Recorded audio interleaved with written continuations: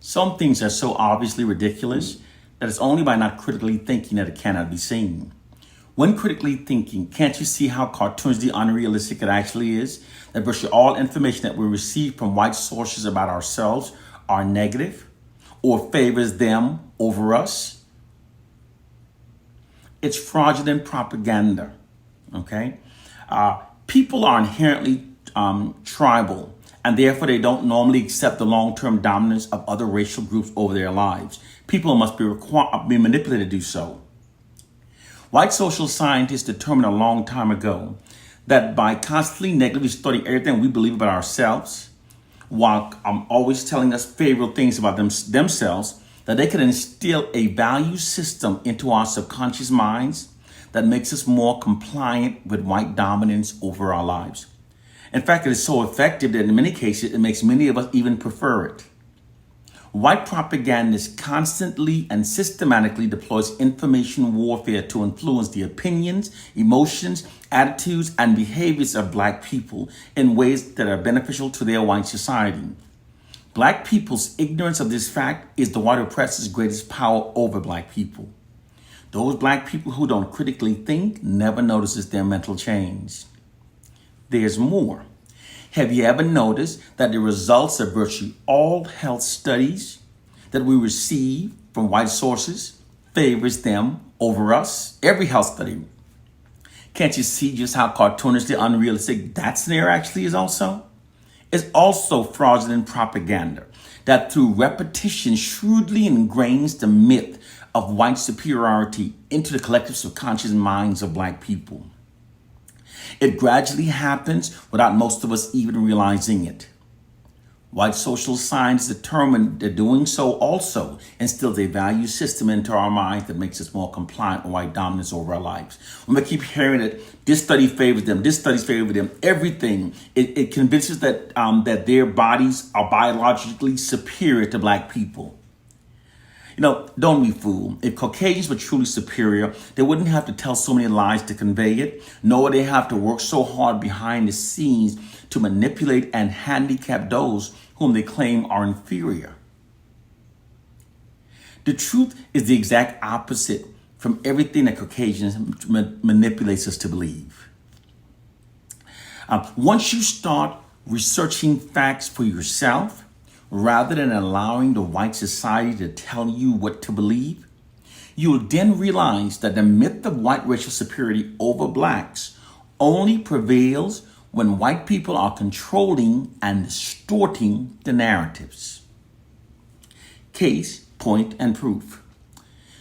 When they started integrating sports by allowing Black athletes to join white teams, those white team owners that initially refused to integrate found it impossible to remain competitive against those teams that had integrated.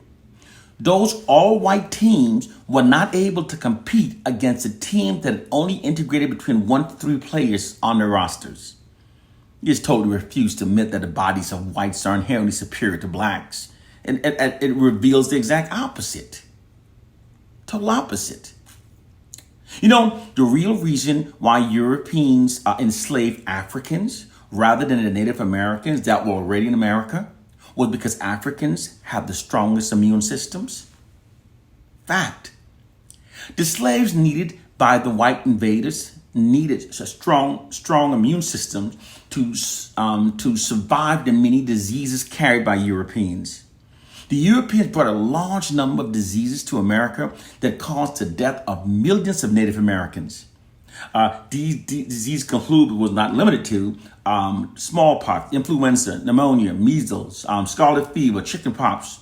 Nearly all of these European disease was communicable by air and touch, thus making it easy for the disease to spread rapidly. This made it very easy for the Native Americans to become infected with the disease. It is estimated that the majority of Native Americans died due to the disease carried by Europeans. This is the same thing with the Caribbean. There were Arawak Indians in the Caribbean. There were Africans there because the Arawak Indians were dying. These are the facts that they keep out of the history books. Do you know that African babies advance earlier and faster than European babies? In the developmental psychology of the black child, Dr. Amos Wilson analyzed studies conducted by white social scientists that revealed significant differences in how quickly black babies develop compared to Caucasian babies. The study found that at 9 hours old, a black baby were able to prevent his head from falling backwards. It took a white baby roughly 6 weeks to accomplish this. By the time a black baby is 11 months old, they were able to climb the steps, while the white babies normally took 15 months to accomplish the same task.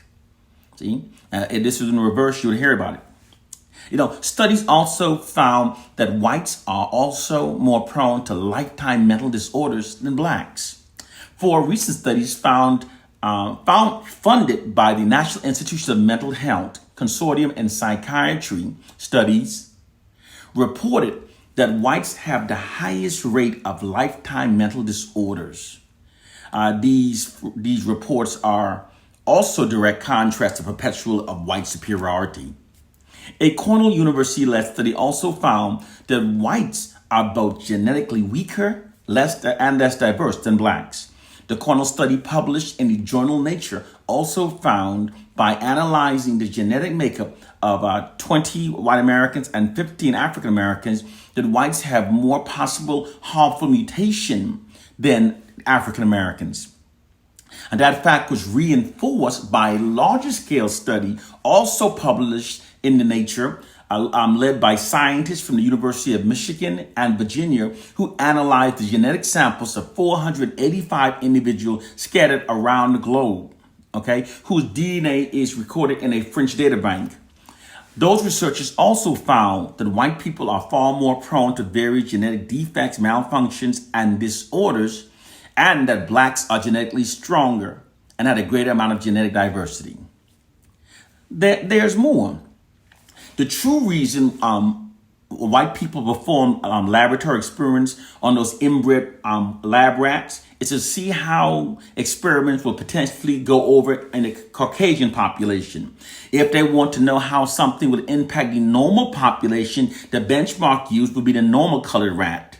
In the human world, if they want to know how something will impact the normal human population, their benchmark is then the black human being.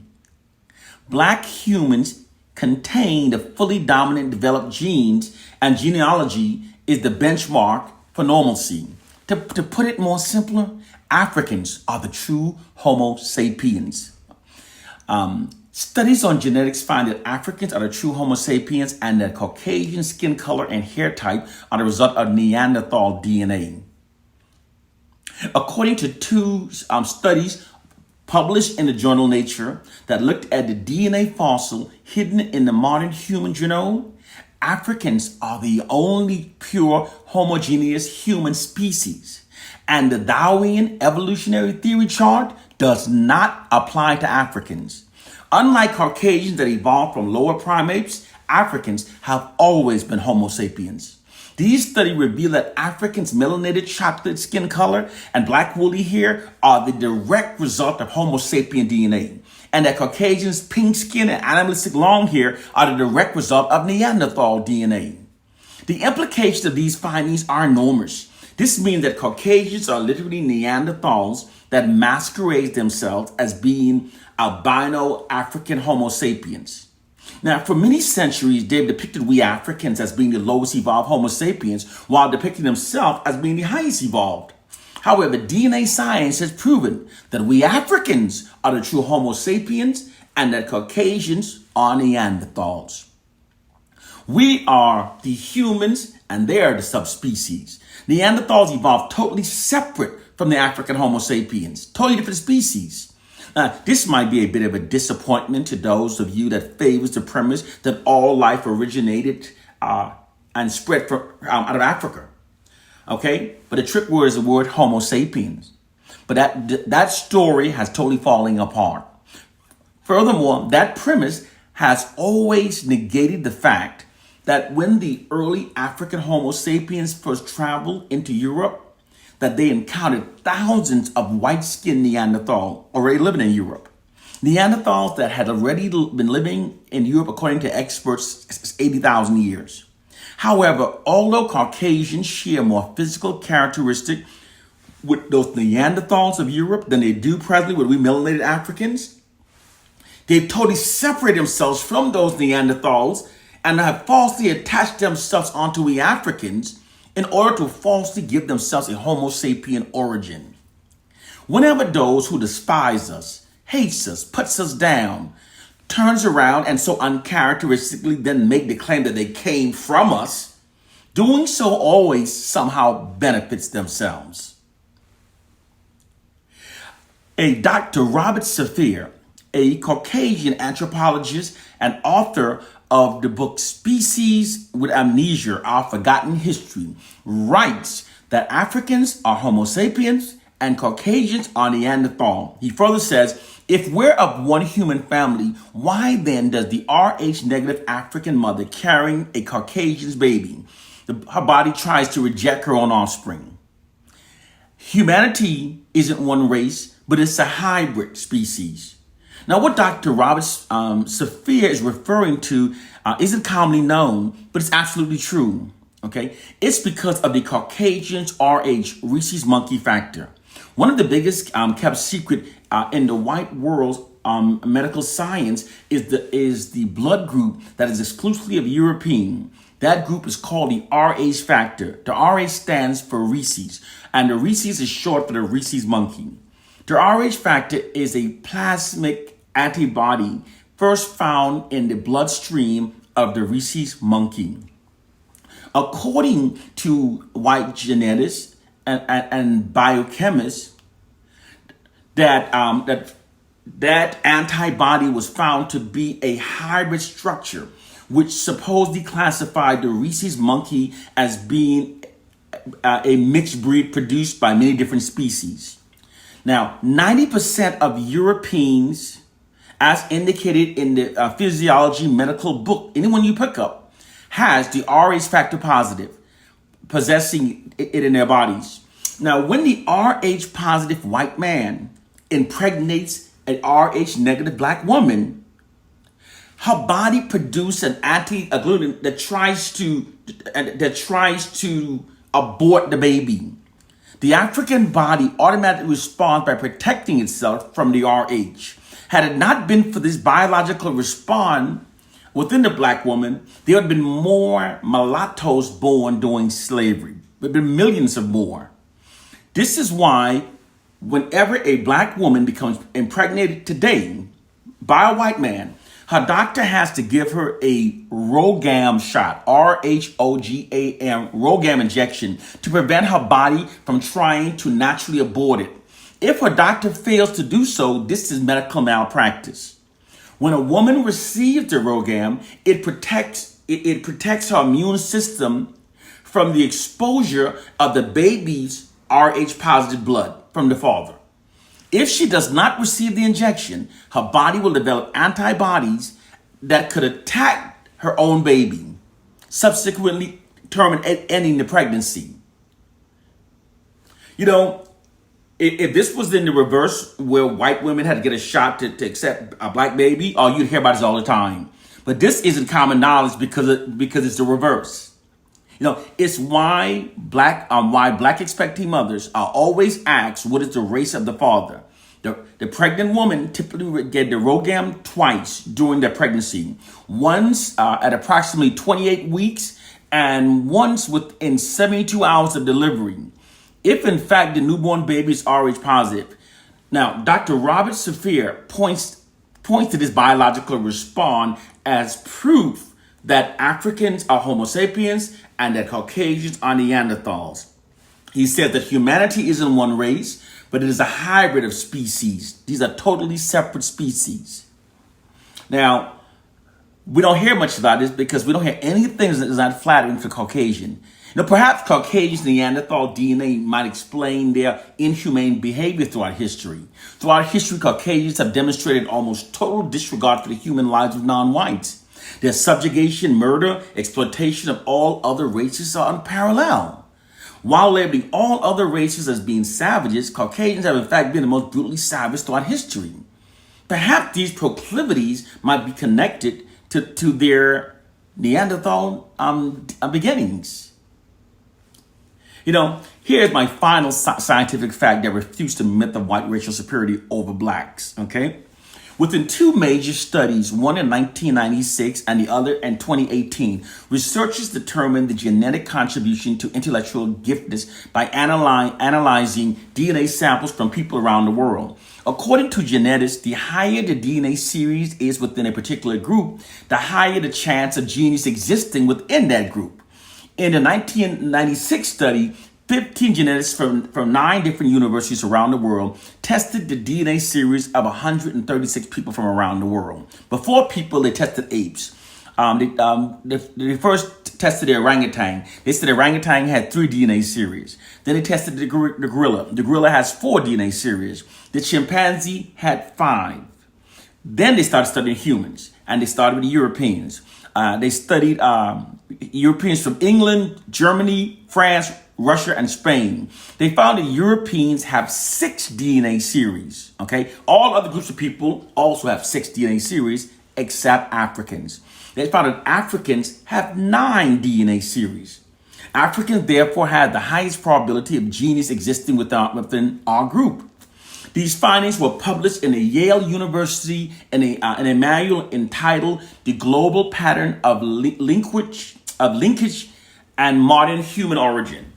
Now, in the 2018 study, researchers analyzed the DNA sample from 1,238 people recruited from around the world. And again, everyone had 6 DNA series except Africans. Africans have 9. Now, the fact that Africans have 9 DNA series, it might provide us a scientific explanation for the reason why it is that in spite of cultural traumas wrought by the injustice of white racism and slavery, that most inventions that revolutionized the world were either invented by black people or were directly inspired by early inventions by black people. If you don't know, this is the hidden reality. This is that information warfare. They hide these narratives from us. Black people have in fact enriched nearly every aspect of the entire world with our many inventions.